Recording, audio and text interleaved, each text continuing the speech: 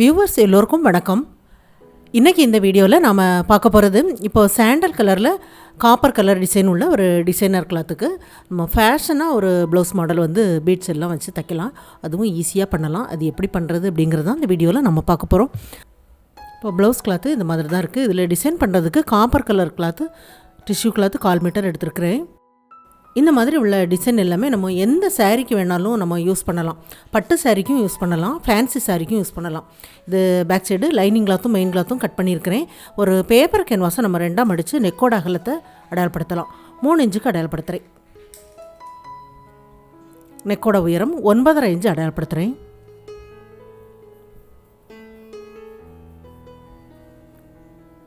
இந்த சைட்லேயும் நம்ம நெக்கோட அகலத்தை அடையாளப்படுத்திட்டு எப்போதும் நம்ம நெக்குக்கு வரைகிற மாதிரி வரைஞ்சிடலாம்.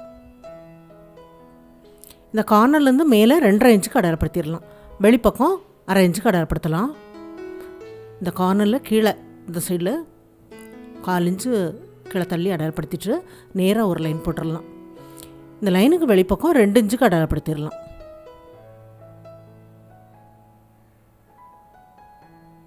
ரெண்டு இன்ச்சுக்கு நேராக அதே மாதிரி ஒரு லைன் போட்டுடலாம். மேலேருந்து அப்படியே இந்த வெளிப்பக்கம் வளைபாக அதுக்கேற்ற மாதிரி அப்படியே வரைஞ்சிடலாம். அதுக்கு வெளிப்பக்கம் 1 இன்ச் அளவு கேன்வாஸ் இருக்கிற மாதிரி கட் பண்ணி எடுத்துடலாம். இப்போ நம்ம வரைஞ்ச பகுதி அப்படியே கட் பண்ணி எடுத்துடலாம். இப்போ இதை டிசைன் பண்ணுற பகுதியும் சேர்த்து கட் பண்ணியிருக்கிறேன். இந்த ஷேப்பில் இருக்குது. இதை லைனிங் கிளாத்தில் வச்சு நம்ம அயன் பண்ணலாம். லைனிங் கிளாத்தை 2ஆக மடித்து சென்டரில் அடையாளப்படுத்திட்டு உள்பக்கம் உள்ள பீஸ் கரெக்டாக சென்டர் பகுதியில் வச்சுருங்க. வெளிப்பக்கம் உள்ள பீஸ் வைங்க. லைட்டாக அயன் பண்ணிவிட்டு நம்ம உள்பக்கம் இருக்கிறத எடுத்துகிட்டு அதுக்கப்புறமா நல்லா அயன் பண்ணிடலாம்.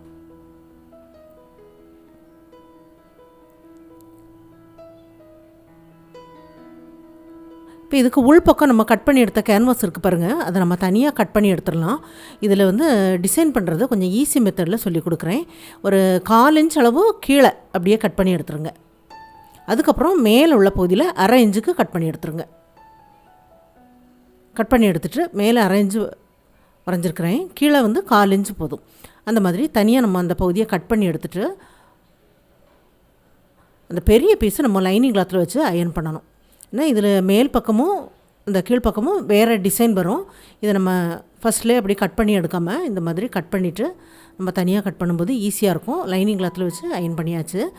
இப்போ இந்த கேன்வாஸில் எட்ஜில் அப்படியே தைச்சிருங்க.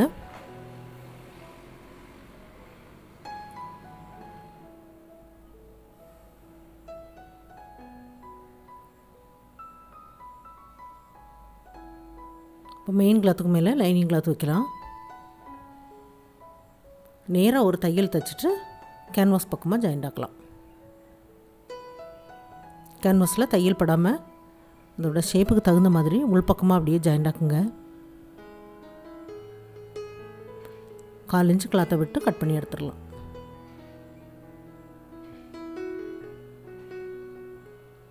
இந்த சைட்லலாம் இந்த கேன்வாஸ் வரைக்கும் கட் பண்ணிடுங்க. அப்போ தான் நல்லா திரும்பி கொடுக்கும். இந்த சைட்லலாம் கிராஸில் கட் பண்ணி விட்டுருங்க. நம்ம லைனிங் கிளாத்தை அப்படியே அடிப்பக்கமாக திருப்பி எடுக்கலாம்.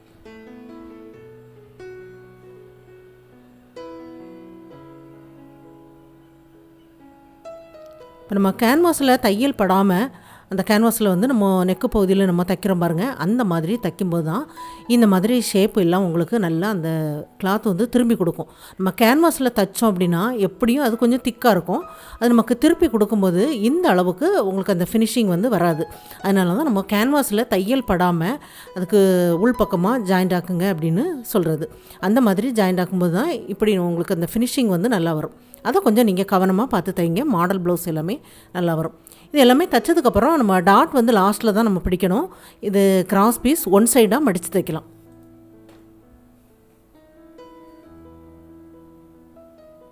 கிராஸ் பீஸை அடிப்பக்கம் வச்சு கிராஸ் பீஸ் கொஞ்சம் வெளிப்பக்கம் தெரிகிற மாதிரி விட்டு ஜாயிண்ட் ஆக்கலாம். மேலே உள்ள பீஸில் எட்ஜில் ஜாயிண்ட் ஆக்கும்போது பைப்பிங் வந்து மெல்லிஸாக வேணும் அப்படின்னா எட்ஜில் ஜாயிண்ட் ஆக்கணும். பைப்பிங்கோட அளவு வந்து நமக்கு கொஞ்சம் அதிகமாக வேணும் அப்படின்னா மேலே உள்ள பீஸில் கொஞ்சம் விட்டு ஜாயிண்ட் ஆக்குனீங்க அப்படின்னா அந்த பைப்பிங் வந்து கொஞ்சம் திக்காக இருக்கும் உங்களுக்கு. அந்த மாதிரி நமக்கு தேவைக்கு ஏற்ற மாதிரி நம்ம ஜாயிண்ட் ஆக்கி பைப்பிங் பண்ணலாம். திருப்பி தைக்கும்போது அந்த கிராஸ் பீஸில் வந்து நமக்கு தையல் விழாமல் அதுக்கு வெளிப்பக்கமாக அதோட எட்ஜில் ஜாயிண்ட் ஆக்கும்போது தான் அந்த பைப்பிங்கோட ஃபினிஷிங் ரொம்ப நல்லா வரும். அடுத்ததாக ஒரு பீஸ் வைக்கும்போது மடித்து தைக்கிற அளவுக்கு கிளாத்தை பக்கமாக விட்டு ஜாயிண்ட் ஆக்குங்க.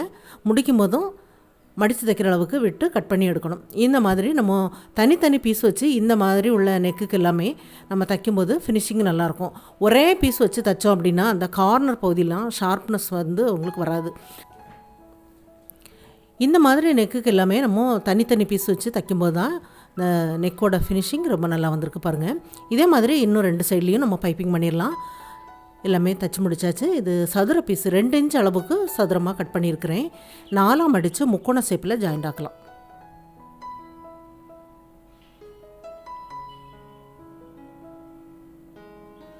எல்லாமே தைச்சி முடிச்சாச்சு. இந்த கேன்வாஸ்க்கு மேலே அப்படியே தைச்சிடலாம். சின்னதாக ஒரு கேன்வாஸ் வச்சு நம்ம அயர்ன் பண்ண பாருங்கள். அந்த பீஸ் அப்படியே ஜாயிண்ட் ஆக்கலாம்.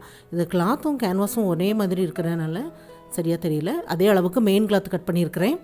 அதுக்கு மேலே வச்சு சைடில் கொஞ்சம் நேராக தைச்சிட்டு கேன்வாஸ் ஸ்கூல் பக்கமாக அப்படியே ஜாயிண்ட் ஆக்கலாம்.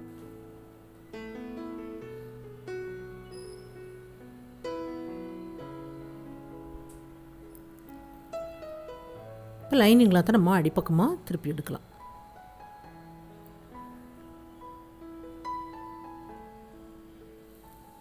திருப்பி எடுத்துகிட்டு இதோட எட்ஜில் ஒரு தையல் தைச்சிடலாம்.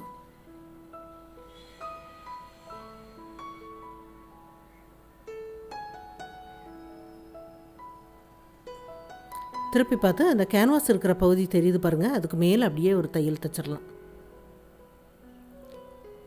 சைடில் உள்ள பகுதியை அப்படியே தைச்சி நம்ம அடையாளப்படுத்தி விட்டுறலாம். ஏன்னா சைடில் அப்போ தான் நமக்கு ஜாயிண்ட் பண்ணுறதுக்கு ஈஸியாக இருக்கும்.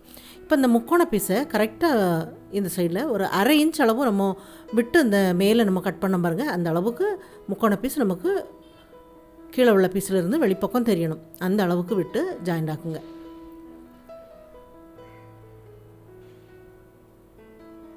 ஜாயிண்ட் ஆக்குறது கொஞ்சம் வெளிப்பக்கமாகவே ஜாயிண்ட் ஆக்குறேன். ஆனால் 1/2 இன்ச் அளவுக்கு அந்த முக்கோண பீஸ் நமக்கும் தெரியணும் மேலே. அந்த மாதிரி விட்டு ஜாயிண்ட் ஆக்குங்க.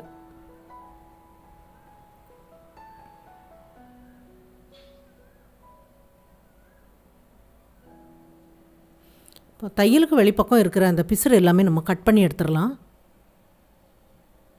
ஒன்று போல் கட் பண்ணி எடுத்தாச்சு பாருங்கள். இப்போ திருப்பி பார்க்கும்போது 1/2 இன்ச் அளவு முக்கோண பீஸ் தெரியுது. அந்த வெளிப்பக்கம் நமக்கு அந்த பிசுறும் இல்லாமல் இருக்கும். நீங்கள் அடிப்பக்கம் அப்படியே வச்சு தைச்சிட்டிங்க அப்படின்னா அந்த பிசுறு வந்து வெளிப்பக்கம் தெரிகிற மாதிரி இருக்கும். இது கிராஸ் பீஸை 1/4 இன்ச் அளவு தைச்சி தையலுக்கு வெளிப்பக்கம் ஒன்று போல் கட் பண்ணி இதுக்கு மேலே வச்சு தைக்கலாம். இந்த கார்னர் பகுதியில் கொஞ்சமாக மடிச்சுட்டு திருப்பி விடுங்க. ஏன்னா அதை திருப்பி தைக்கும்போது அது முக்கோண ஷேப்பில் வருது. அதனால் கொஞ்சமாக மடிச்சுட்டு தைக்கும்போது நல்லாயிருக்கும். அது அப்படியே திருப்பி தைக்கும்போது அந்த பிசுறு நமக்கு உள்பக்கமாக போயிடும். இதே முக்கோண பீஸை நீங்கள் அடிப்பக்கம் வச்சு தைச்சிங்க அப்படின்னா அந்த பிசுறு வந்து அது அப்படியே இருக்கும், பிரிஞ்சு போயிடும். அதனால் இப்போ பாருங்கள் அந்த ஃபினிஷிங்கும் ரொம்ப நல்லாயிருக்கும். இப்போ கீழே நமக்கு கேன்வாஸ் அளவுக்கு அந்த கிளாத் அப்படியே கட் பண்ணி எடுத்துடலாம். இது கிராஸ் பீஸ் ஒன் சைடாக மடித்த கிராஸ் பீஸ் இதில் வச்சு நம்ம பைப்பிங் பண்ணலாம். கொஞ்சம் விட்டு ஜாயிண்ட் ஆக்குறேன். ஏன்னா கீழே உள்ள பீஸில் மடித்து தைக்காமல் இருக்குது. விட்டு ஜாயிண்ட் ஆக்கும்போது தான் அந்த பிசுறு வந்து நமக்கு பிரிஞ்சு வராமல் இருக்கும். நூல் இலைகள்லாம் பிரியாமல் இருக்கும். அதனால் விட்டு தைச்சிட்டு நம்ம தைக்கும்போது பைப்பிங்கோட அளவும் கொஞ்சம் பெருசாக இருக்கும். இந்த சைடில் கரெக்டாக கார்னர் வரைக்கும் கட் பண்ணிடுங்க.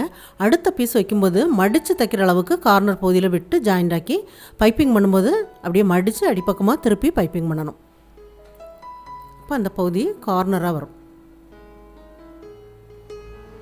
தைச்சி முடிச்சாச்சு.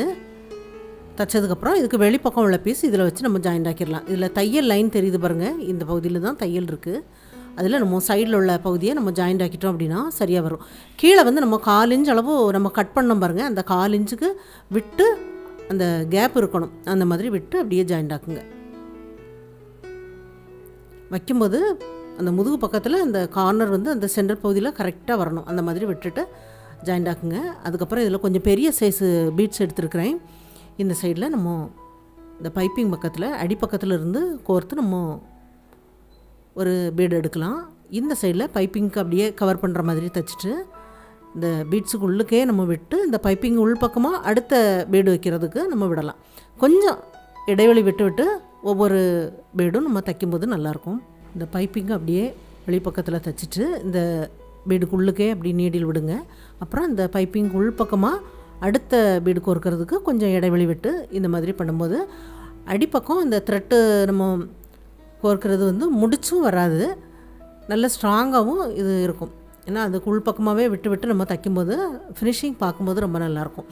இந்த மாடல் பார்த்திங்கன்னா ஃபேஷனாக இந்த ப்ளவுஸ் மாடல் வந்து இது வந்து பட்டு சாரிக்கும் பொருந்துகிற மாதிரி இந்த ப்ளவுஸ் மாடல் பண்ணியிருக்கிறேன். ஏன்னா இந்த கலர் வந்து நம்ம எந்த சாரிக்கு வேணாலும் நம்ம யூஸ் பண்ணலாம். அந்த மாதிரி ஒரு ப்ளவுஸை தான் நான் இதில் உருவாக்கியிருக்கிறேன். இது எல்லாருக்கும் பிடிக்கும்னு நினைக்கிறேன். ட்ரை பண்ணி பாருங்கள். இந்த வீடியோ பார்த்ததுக்கு நன்றி. மேலும் வீடியோஸ் பார்க்க இந்த சேனலை மறக்காமல் சப்ஸ்கிரைப் பண்ணுங்கள்.